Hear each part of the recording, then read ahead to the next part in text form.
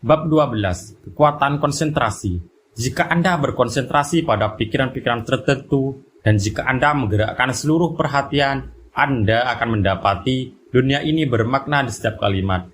Lalu Anda akan menarik pikiran-pikiran lain yang selaras dengan pikiran-pikiran pertama tadi. Dan Anda akan menangkap makna yang utuh dari pengetahuan vital yang sedang Anda konsentrasikan. Pengetahuan tidak menerapkan dirinya sendiri. Kita sebagai individulah yang harus melakukan penerapan itu. Dan penerapan itu berarti memupuk pemikiran dengan suatu tujuan yang hidup. Kebanyakan orang menyanyikan waktu dan pikirannya dalam usaha yang tanpa tujuan. Padahal, banyak keberhasilan bisa diraih bila waktu dan pikiran itu diarahkan secara baik dengan objek tertentu yang jelas. Untuk melakukan hal ini, Anda perlu memusatkan kekuatan mental Anda pada suatu pikiran tertentu dan mempertahankan pikiran itu sampai semua pikiran lainnya tersingkir. Jika Anda pernah melihat layar fokus kamera, Anda akan melihat bahwa bila objeknya tidak fokus, gambarnya menjadi tidak jelas dan kabur. Tetapi bila fokusnya benar, gambarnya menjadi jelas dan terang. Hal itu mengilustrasikan kekuatan konsentrasi. Kalau Anda tidak bisa berkonsentrasi pada suatu objek di dalam pandangan Anda hanya akan memperoleh garis besar tujuan akhir Anda yang samar, jelek, tidak jelas, tidak terang, dan kabur. Hasilnya sesuai dengan gambaran mental Anda. Di dalam kehidupan ini, tidak ada tujuan yang tidak bisa dicapai melalui pemahaman ilmiah tentang kekuatan kreatif pikiran. Kekuatan untuk berpikir dimiliki oleh semua orang. Manusia ada karena ia berpikir.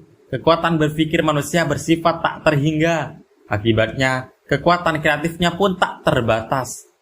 Kita tahu bahwa pikiran membangun bagi kita hal-hal yang kita pikirkan dan sebenarnya membawa hal itu lebih dekat dengan kita.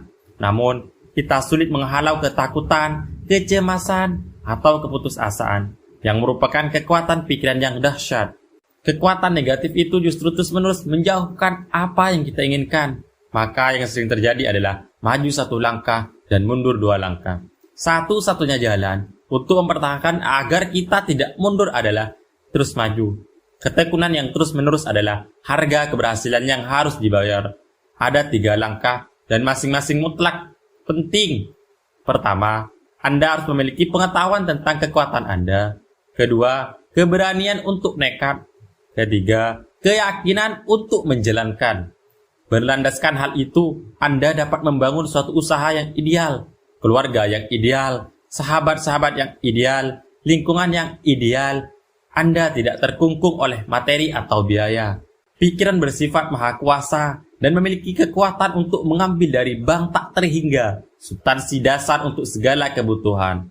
Sumber-sumber yang tak terhingga menuruti perintah Anda. Namun, tujuan akhir Anda harus jelas, gamblang, pasti.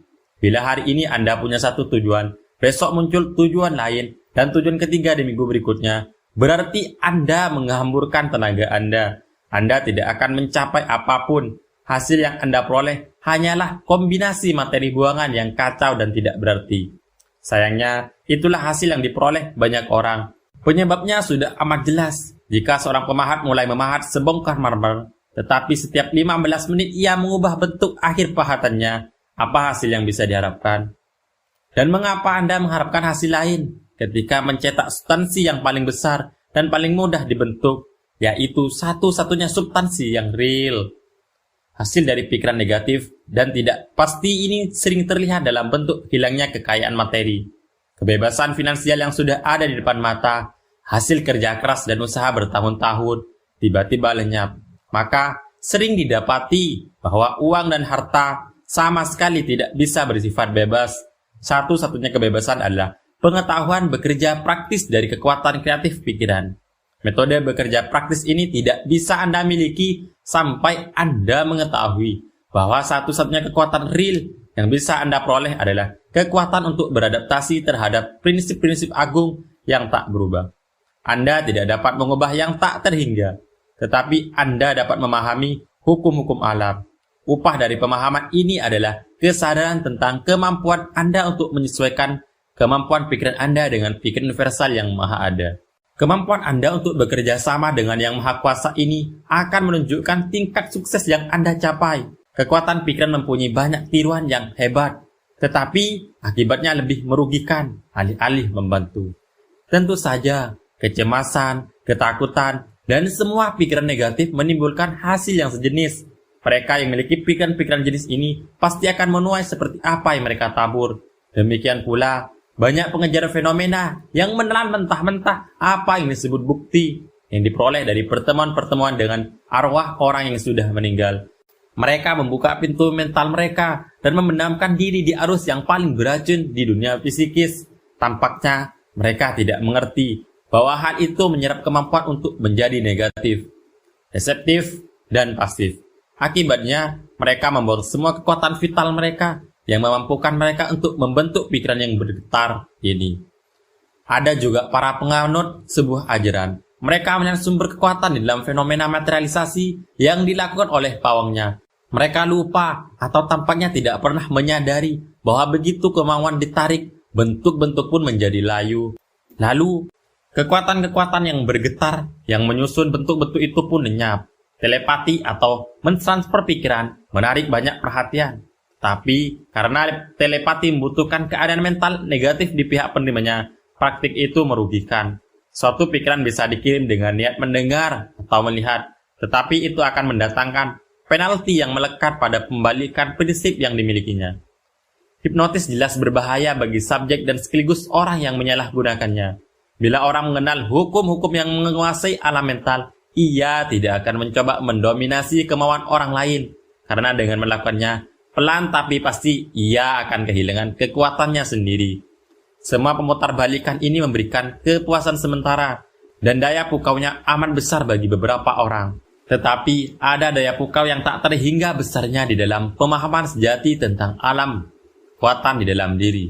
Kekuatan yang semakin meningkat bila digunakan, kekuatan yang lebih bersifat permanen.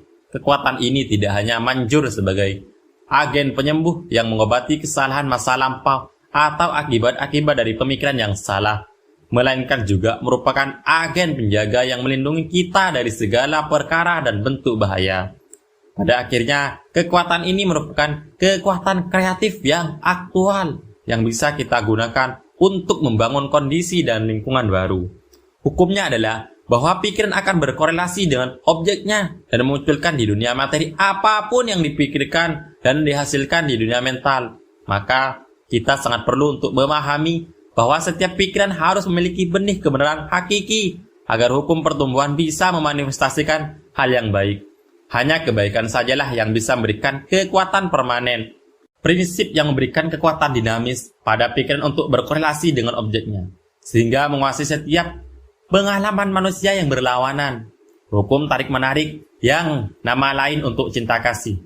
Inilah prinsip mendasar yang kekal, yang hakiki di semua hal, di setiap sistem filsafat, di setiap agama, dan di setiap sains. Tidak ada jalan untuk melarikan diri dari hukum cinta kasih. Inilah perasaan yang memberikan vitalitas pada pikiran. Perasaan adalah keinginan, dan keinginan adalah cinta kasih. Pikiran yang dipenuhi cinta kasih menjadi tak terkalahkan. Kebenaran ini memperoleh penekanan dimanapun kekuatan pikiran dipahami. Pikiran universal bukan saja inteligensi, melainkan juga substansi. Substansi ini merupakan daya tarik yang menyatukan elektron-elektron melalui hukum tarik-menarik hingga membentuk atom. Atom-atom itu pada gilirannya disatukan hukum yang sama dan membentuk molekul-molekul. Molekul mengambil bentuk objek, maka kita menemukan bahwa hukum cinta kasih adalah daya kreatif di balik setiap perwujudan. Bukan sebatas atom-atom, tetapi juga dunia, semesta, dan segala sesuatu yang dapat dibentuk oleh imajinasi. Bekerjanya hukum tarik-menarik yang luar biasa inilah yang menyebabkan manusia di segala zaman dan sepanjang waktu mempercayai adanya suatu makhluk pribadi yang merespon kebutuhan dan keinginan mereka dan memanipulasi peristiwa agar sesuai dengan kebutuhan mereka. Kombinasi pikiran dan cinta kasih inilah yang membentuk kekuatan yang tak tertahankan, yang disebut hukum tarik-menarik. Semua hukum alam memang tidak bisa dilawan. Hukum gravitasi atau listrik atau hukum apapun yang lain bekerja dengan ketepatan matematis. Tidak ada variasi, hanya seluruh distribusinya yang mungkin tidak sempurna. Jika sebuah jembatan runtuh, kita tidak menghubungkan keruntuhannya dengan variasi hukum gravitasi apapun. Jika lampu mati, kita tidak menyimpulkan bahwa hukum yang menangani listrik tidak bisa diandalkan. Mungkin hukum tarik-menarik tampak tidak terlihat sempurna oleh orang yang tidak berpengalaman dan tidak tahu. Tetapi, kita tidak boleh menyimpulkan bahwa hukum terbesar dan sempurna tempat seluruh sistem penciptaan bergantung sudah dihentikan. Kita seharusnya menyimpulkan bahwa kita perlu lebih memahami hukum itu. Hal itu sama seperti soal matematika yang sulit. Solusinya yang benar tidak selalu gampang diperoleh. Segala sesuatu diciptakan terlebih dulu di dalam mental dan alam spiritual sebelum muncul sebagai tindakan atau peristiwa di luar. Dengan melakukan proses sederhana untuk mengatur daya pikiran kita hari ini, kita menciptakan peristiwa-peristiwa yang akan muncul di dalam kehidupan kita di masa mendatang atau bahkan di keesokan hari.